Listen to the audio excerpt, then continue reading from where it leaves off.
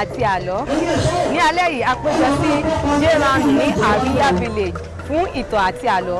Ẹ káàbọ̀ sí ìtàn àti àlọ́.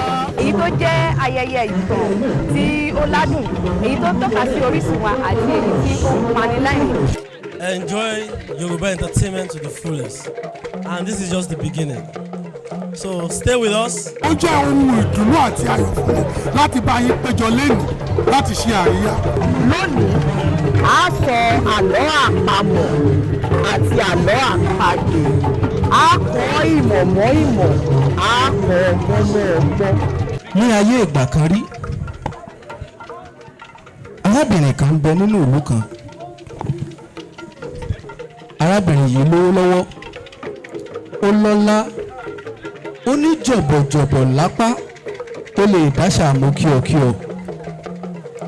Àmọ́ bárábìnrin yìí ṣe ní owó lọ́wọ́ tó, ó jẹ́ ẹni tó ní ahun púpọ̀. Ìjọ t'Ọ̀rúnmìlà lọ sí Ọ̀wọ̀, gbogbo nǹkan ló gbà tó kó padà sílé. I'm happy to be here because at least the children can have a glimpse of what we used to do when we were young. And so we can't say we should retrogress. We can't say we should go back to how we used to live before. No, things have changed, so we have to find ways of upholding our culture and tradition and presenting it to the next generation. Arákùnrin, kí ló wá ṣe inú igbó yìí? Kí ló bá débí?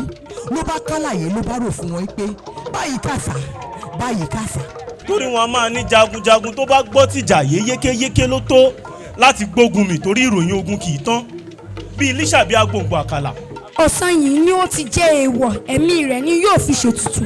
Ìgbà tí inú ìjàpá tó tóbi títí ló bá bẹ́ pò bí ìjàpá ti kú ikú oró nítorí ojú kòkòrò àti àwífẹ́ àkọ́ọ̀gbà ní ìhó ojú òrìṣà ọ̀sán yìí ló kú sí o.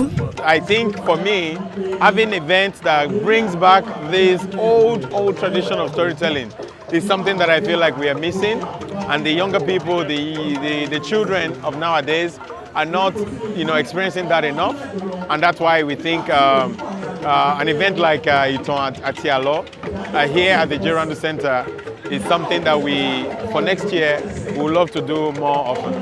Àtúpalẹ̀ ọ̀jọ̀gbọ́n Moyọ̀ lórí ẹlẹ́yẹ gẹ́gẹ́ bí àwọn alẹ́wọ̀ ènìyàn wulẹ̀ ṣe rẹ́gí pẹ̀lú gbàgbọ́ tèmi. Ìyá mi lẹ́yẹ, ìyá rẹ̀ lẹ́yẹ, bí ìyá mi kò bá lẹ́yẹ, àwa máa fàtẹ́lẹsẹ̀ rìn lórúkọjọ́ láì wọ bàtà. Oríṣiríṣi àwọn ọkùnrin ni wọ́n wá káàkiri ìlú láti dẹnufẹ̀ sí Ọlájùmọ̀kẹ́.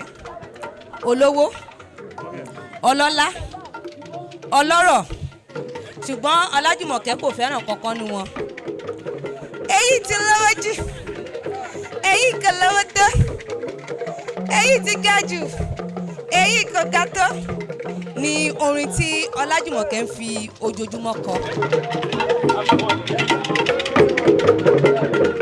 I really appreciated it because I find that most people are looking for alternative means of entertainment. People want to have fun in ways that are very family friendly.